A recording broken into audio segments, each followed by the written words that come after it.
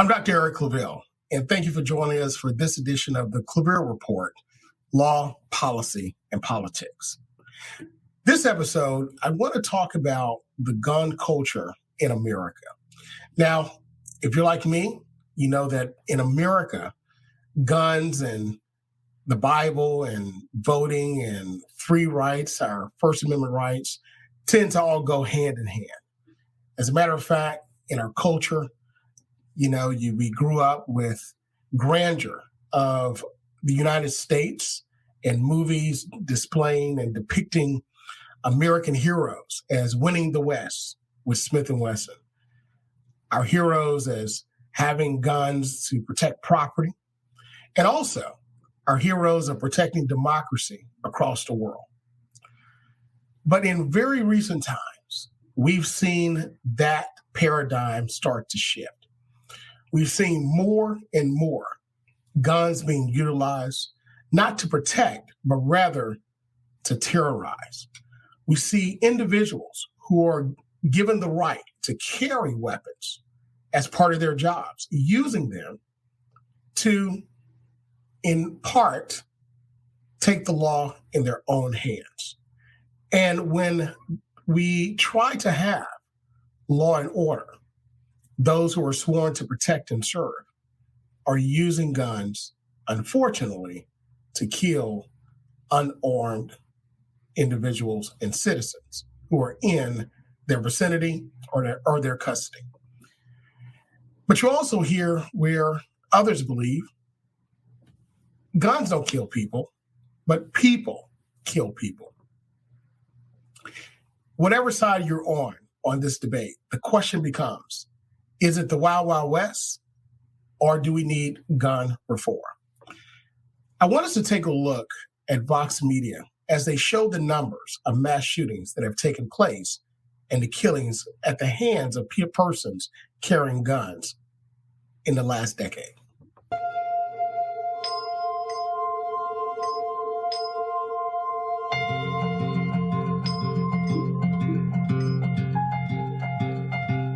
Each time we see one of these mass shootings, our thoughts and prayers are not enough. It's not enough.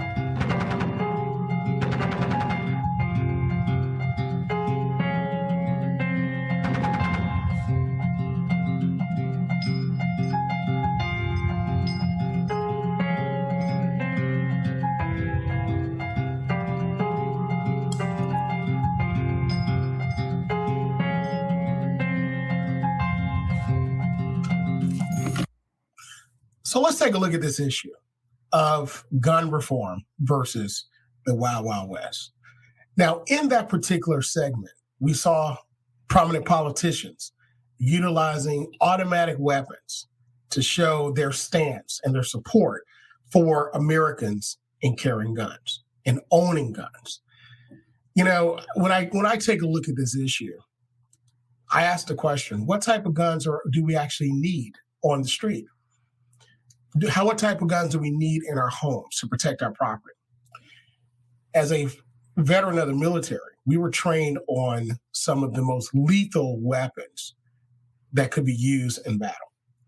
From the M16A2 to the M203, which is a grenade launcher that's on an M16, to the M60, to the 50 caliber, which is mounted up on a tank.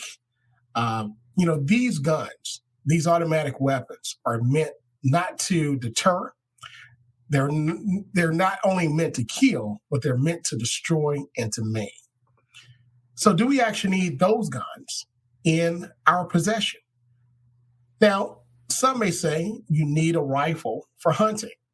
But history will show us that the inventions of gunpowder and guns, which were primarily invented by the Chinese, but then used by Europeans during the time of European conquest of the world, of European colonialism in the late 1300s and early 1400s, where the Europeans pushed the Moors out of Southern Europe and back into North Africa after they ruled Southern Europe for 700, 800 years. We didn't have guns for hunting. Mankind simply used the bow and arrow, spears, and things that they made with their hand and trapping and gathering in order to hunt. So history shows us that we don't need guns for hunting. Yes, it makes it easier. It makes it more of a sport, if I can say that, in order to hunt what we call game. But we don't need them to hunt. We only had guns and used it for hunting since really the 1500s. So for only 500 years of man existence. So we don't need it for that, but I understand it. We also look at why has it taken so long for us to recognize that we do need gun reform. And we see where there is a stronghold by gun lobbyists up on public policy, which would help us in America to kind of curb a lot of the killings that we have and the issues that we have with guns and the wrong people having guns in their hands. What do I mean by that? The NRA is probably one of the most powerful lobbying groups and organizations in America. Now, recently, they're going through lawsuits. Recently, there are challenges in the courts for mishandling of funds. But keep in mind, the NRA is still a very powerful organization, and it's not going anywhere. Even if it downsizes some, we're still going to have lobbyists for the ownership of guns. But what is the real reason for Americans wanting to have and keep their guns? I mentioned earlier in the introduction, I talked about how we grew up with this idea that, Americans, we won the West with Smith & Wesson. And in actuality, if we take a look at history, we actually terrorized the Native Americans who occupied their land lawfully and for centuries. And we killed them with the guns. We took the West, with our guns while they were using, spears and bow and arrows and trappings and the like, and other tools that are made, such as hatchets and knives and so forth. We had gunpowder and we had metal and bullets flying in order to kill mass amounts of people. So when we take a look at what we use guns for and have used guns for in America, it's been to expand our territory and what we wanted when those that we negotiated with or wanted to negotiate with did not want to give it up. Also, if you use guns to take something, you also have to use those guns to keep it and protect it. And we see that a lot of the issues surrounding ownerships of guns and why people want it is really centered around fear. Fear that people are going to lose their property. They're going to lose things that they have gained or owned, whether how they gained it or how they owned it, whether they worked for it, received it through inheritance, or took it. And there's this fear that I have to protect my property against others who want to, quote unquote, take it. There's also fear of the rising of people of color or non-whites in America. We know the statistics. We've talked about it and heard about it for the last 30 years, how white Americans will be in the minority in America in 2050. That number has been moved up to 2040, 2045. And really by 2035, we're going to see that number overtake white Americans. And there's a fear there that there are individuals, white Americans, are going to lose, quote unquote, their country. But in actuality, if you take a look at why people come to the country and others who have built this country, from African Americans who built this country for a quarter of a millennia, 250 years, for free, with our blood, sweat, tears, and our lives. If we look at the Hispanic Americans who come and help to cultivate the agriculture in our country. If we look at the Asian Americans who came and the Chinese who came and built the railroads in our country, if we look at Indian Americans who come to our country and help to develop our intellectual property as it relates to computer science and other things in technology and so forth. People of color are coming to this country and building the country, not wanting to take it from anyone, but wanting to build it up because it's our country too.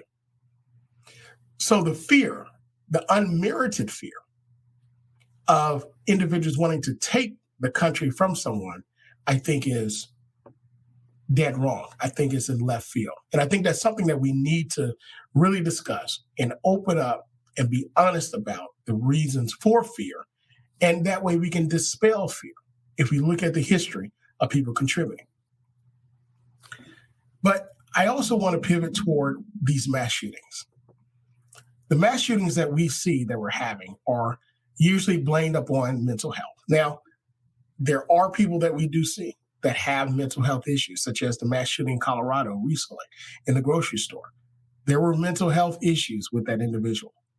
We see the rising number of killings for domestic issues and families and murder-suicides. We see it during the pandemic. And there was also some mental health issues, stress issues, things that have been that were suppressed but have boiled to the top.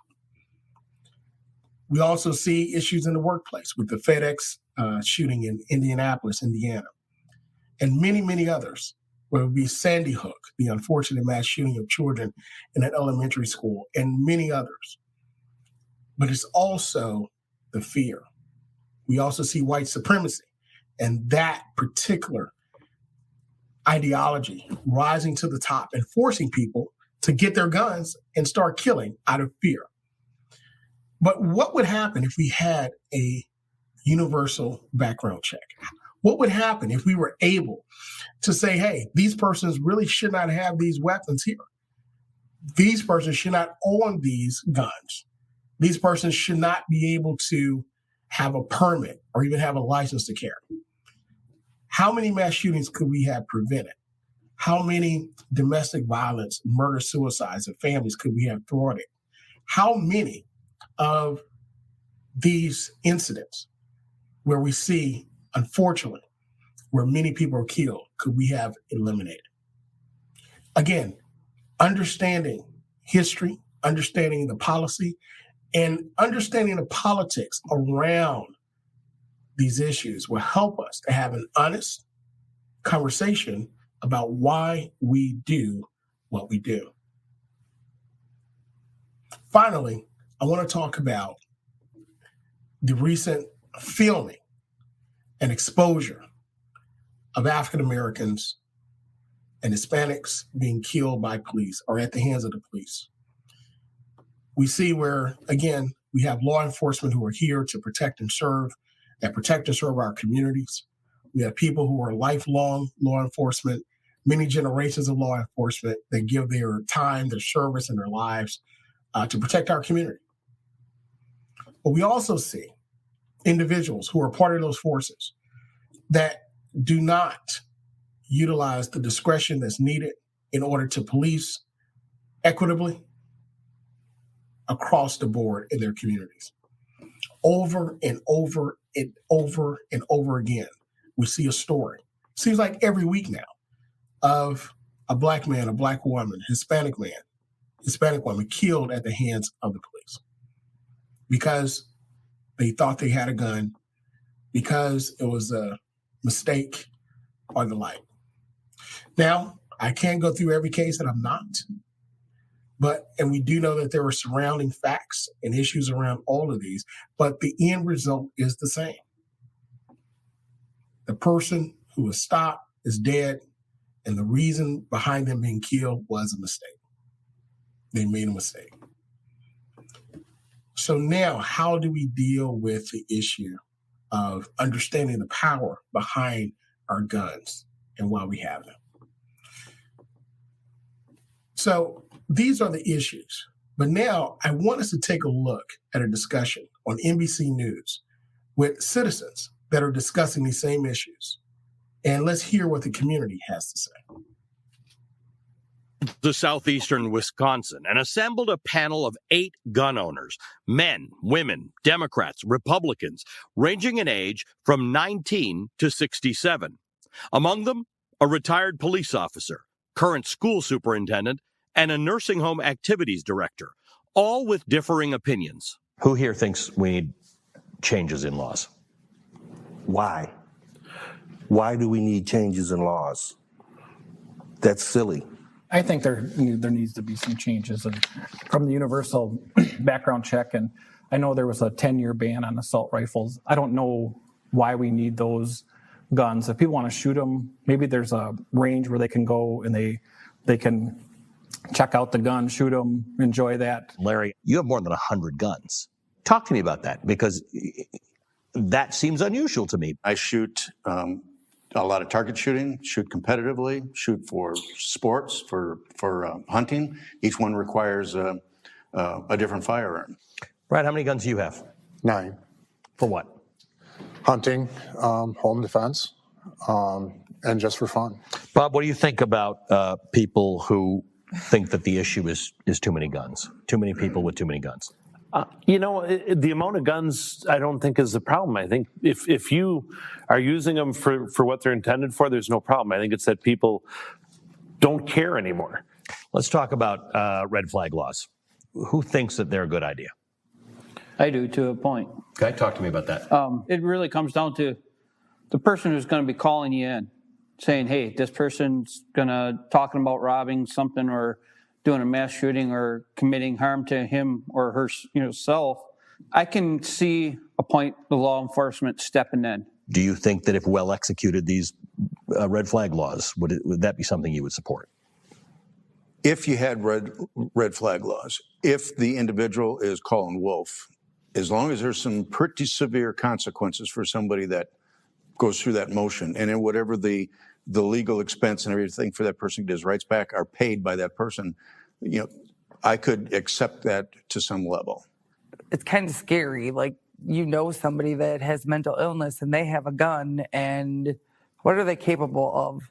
So I think I could get behind it. Talk to me about how you thought about that problem, guns and safety in schools. Do you think about this issue about school shootings? I think it'd be good, if they did every 6 months training or every year training for teachers, put guns in their hands. Putting guns in teachers' hands scares me because I have teachers that don't want to use the EpiPen if they had to, right? And now we're going to ask them to carry a gun, and potentially what they do with that gun could affect their whole life, right? They could shoot a student by accident. We need to do something more than what we're doing now. I know everybody doesn't like the idea of firearms in schools, but a trained professional, something to take that temptation away.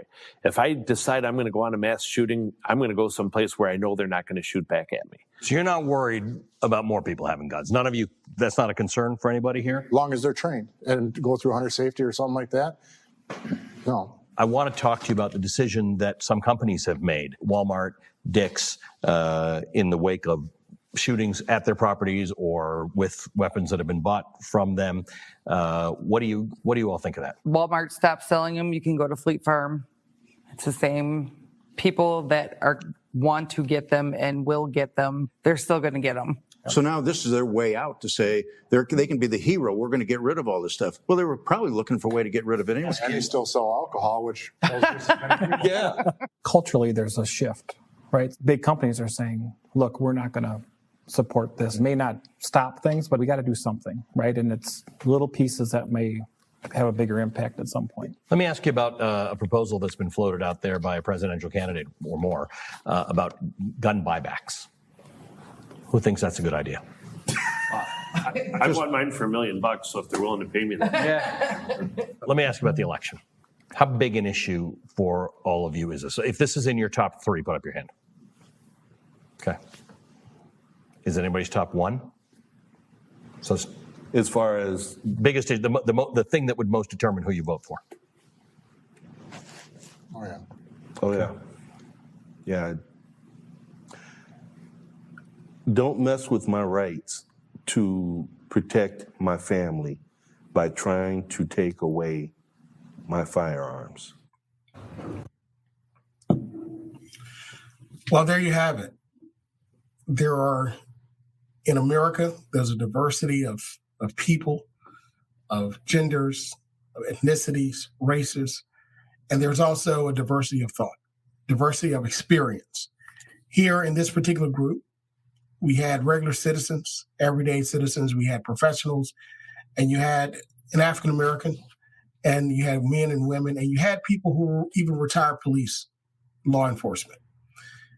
Some believe that we need change for guns. We need a universal background check. Others believe that, again, it's not the laws. They didn't give a reason why, but they said it's not the laws. We don't need more laws. And some say, hey, I have it because I can. Again, sporting, protecting your property and the like. But with the statistics as we have them, the increase of mass shootings, we cannot deny that. More and more and more people are dying at the hands of an individual who decides that they want to take an automatic weapon and start shooting and killing for no reason at all, or reasons that we can ascertain. More and more, we see individuals who are taking guns and committing crimes. More and more, we see individuals who are owning guns, who have had incidences of domestic violence, that are able to keep their guns. And eventually, they have a situation where, unfortunately, we have a murder and possibly a murder-suicide of multiple individuals. It is an issue. If we compare it and contrast it with other countries similar to the United States, they don't have this problem. If we compare it and contrast it with countries who we don't consider to be first world, we consider them to be developing or even underdeveloped, they don't have this issue. So why in America do we do? I believe it goes back, again, not to policy, but to history. It goes back again to how we in America were programmed to believe how our guns are attached to our freedom. Because if you look at history, America used the gun in order to gain much that it has today. It used guns to restrain people who wanted their freedoms. It used guns to take land that did not belong to America. It's used guns in order to suppress, oppress, and discriminate against individuals. So now it's time for us to understand and accept our history. But not only that, but now come together to create common sense, good policy that would not only allow individuals in our country to own weapons and guns who are law-abiding citizens, but also protect those same law-abiding citizens from people who should not have it. Some mention my right or their right to own guns. And others mention companies getting behind this policy, which brings up supply and demand and the influence of corporations on American policy. Very recently, we've had companies that basically spoke out and used their economic driving arm in order to make a statement about voting policies that were passed in certain states. And we had the leader of the Republican Senate, Mitch McConnell, say corporations should stay out of politics. And really, that statement is tongue-in-cheek. It's also a statement that's misleading because corporations have always been in politics. That's how many politicians get a lot of the money that they have from various PACs and the ability to run statewide and nationwide elections. So corporations are involved in politics. The question becomes, on what side are they now?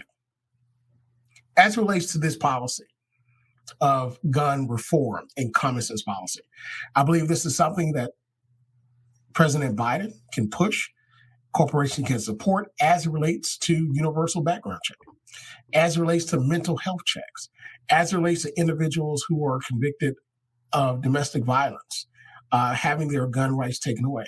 We've done it with individuals who have served their time, who we designate as convicted felons. So we can also do it with individuals who meet certain criteria in our country that we believe pose a danger to the health of our country. It can be done. The question is, will we do it? Also, the issue of supply and demand. One person in that panel said he had over 100 guns. Over 100 guns. I don't know about you, but I don't even have over 100 pair of socks. That is a lot of guns. And he says he does it for sport, hunting, and the like. Well, to each his own. But how can we now curb the appetite and also the ability for people to get guns? I think with the gun owners, there should be a limit placed on how many guns they can actually produce.